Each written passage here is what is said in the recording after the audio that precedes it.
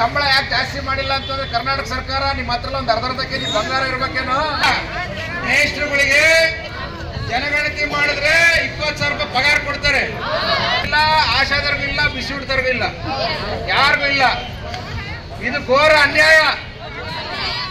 ಅದಕ್ಕೆ ನೀವು ಅವ್ರಿಗೆ ಹೇಳೇ ನಿಲ್ಸಿದ್ರೆ ಒಂದು ಇಲ್ಲ ಅಂತಂದ್ರೆ ನಾವು ಬಿಸಿ ಊಟ ಮಾಡಲ್ಲ, ನಮ್ಮನ್ನೆಲ್ಲ ಕರ್ಕೊಂಡು ಜೈಲಿಗಾರ ಹಾಕಿ ಸಮೇತಾಗೆ ಅಂತ ಮುಖಂಡರಾದಂತ ಕಾಮ್ರೇಡ್ ವಿಜಯ್ ಕುಮಾರ್ ಅವರು ಬಂದಿದ್ದಾರೆ. ಈ ಧರಣಿ ಸಭೆಗೆ ಅವ್ರಿಗೆ ಸ್ವಾಗತ ಕೋರ್ತಾ, ಹೋರಾಟ ಎಲ್ಲಿಯ ತನಕ ಹೋರಾಟ? ಕನಿಷ್ಠ 10,000 ರೂಪಾಯಿ ಕೊಡಿರುವ ಅನಿಷ್ಟ ಗಡಿ ಸರ್ಕಾರಕ್ಕೆ ಹೇಳಿದಿಕ್ಕಾರ. ಕನಿಷ್ಠ 10,000 ರೂಪಾಯಿ ಕೊಡಿರುವ ಅನಿಷ್ಟ ಗಡಿ ಸರ್ಕಾರಕ್ಕೆ ಹೇಳಿದಿಕ್ಕಾರ. ಬೇಕೇ ಬೇಕು. ಮಹಿಳೆಯರನ್ನು ಜೀತದಾಳುಗಳಂತೆ ಪರಿಗಣಿಸಿರುವ ಕರ್ನಾಟಕ ಸರ್ಕಾರಕ್ಕೆ ಹೇಳಿದಿಕ್ಕಾರ. ಯಾತಕ್ಕಾಗಿ ಹೋರಾಟ? ಎಲ್ಲಿಯ ತನಕ ಹೋರಾಟ?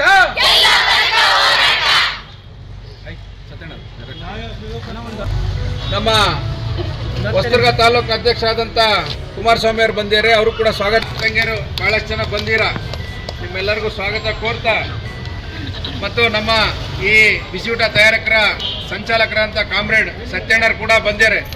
ಈ ಪ್ರತಿಭಟನೆ ಏನೇ ನಿಮ್ಗೇನೇ ಕಷ್ಟಕ್ಕೆ ಜಲ್ದಿ ಸ್ಪಾನ್ಸರ್ ಅಂದ್ರೆ ಅವರೇ ನಮ್ಮ ಸತ್ಯಣ್ಣರು, ನಿಮ್ ಫೋನಿಗೆ ಸಿಗರು.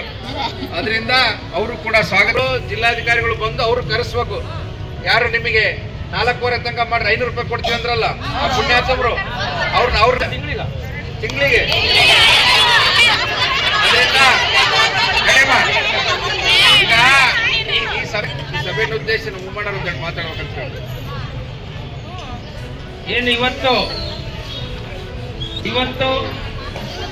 ನಮ್ಮ ಚಿತ್ರದುರ್ಗ ಜಿಲ್ಲೆಯ ಅಕ್ಷರ ದಾಸೋಹ ಮತ್ತು ಬಿಸಿ ಊಟದ ಕಾರ್ಯಕರ್ತರು ಈ ದಿನ ಜಿಲ್ಲಾಧಿಕಾರಿಗಳಿಗೆ ಒಂದು ಮನವಿ ಸಲ್ಲಿಸಬೇಕು. ತಮಗೆ ಗೊತ್ತಿರಬೇಕು, ದಲಿತರಿಗೆ ಮೋಸ ಮಾಡ್ತಾ ಇದ್ದಾರೆ. ಉದಾಹರಣೆಗೆ ಹೇಳೋದಾದರೆ, ಕಳೆದ 35 ವರ್ಷಗಳಿಂದ ಈ ರಾಜ್ಯದಲ್ಲಿ ದಲಿತರು, ಅದರಲ್ಲಿ ವಿಶೇಷವಾಗಿ ಮಾದಿಗರು, ಪೌರ ಕಾರ್ಮಿಕರು, ರಸ್ತೆ ಬದಿಗೂ ಚಪ್ಪಲಿ ಹೊಲಿತಕ್ಕಂಥವ್ರು, ಕಕ್ಕಸ ಸ್ವಚ್ಛ ಮಾಡ್ತಕ್ಕಂಥವ್ರು, ನಮಗೆ ಮೀಸಲಾತಿ ಸೌಲಭ್ಯ ಸಿಕ್ಕಿಲ್ಲ, ಸಂವಿಧಾನದ ಆಶಯಕ್ಕೆ ಅನುಗುಣವಾಗಿ ನಮಗೆ ದೊರೀತಾ ಇಲ್ಲ, ಅದಕ್ಕಾಗಿ SC ಜನಾಂಗದಲ್ಲಿ ಜನಸಂಖ್ಯೆಗೆ ಅನುಗುಣವಾಗಿ ಮೀಸಲಾತಿ ಜಾರಿಗೆ ತರಬೇಕು ಅಂತ ಒತ್ತಾಯ ಮಾಡಿದರೂ ಕೂಡ ಕಾಂಗ್ರೆಸ್ನವರು 35 ವರ್ಷ ಮಾಡಲಿಲ್ಲ. ಕೇವಲ ವೋಟ್ ಬ್ಯಾಂಕ್ ರಾಜಕಾರಣಕ್ಕಾಗಿ ಸ್ವಾತಂತ್ರ್ಯ ಬಂದ ನಂತರ ಮೀಸಲಾತಿ ಸೌಲಭ್ಯ ಆದೇಶ ಜಾರಿಗೆ ಬಂದಾಗ 6 ಜಾತಿಗಳಿದ್ದದ್ದು ಇವತ್ತು 101 ಜಾತಿಗಳಾಗಿವೆ. ಹೀಗೆ ವೋಟ್ ಬ್ಯಾಂಕ್ ರಾಜಕಾರಣಕ್ಕಾಗಿ ದಲಿತರನ್ನ ದುರುಪಯೋಗ ಮಾಡಿಕೊಂಡು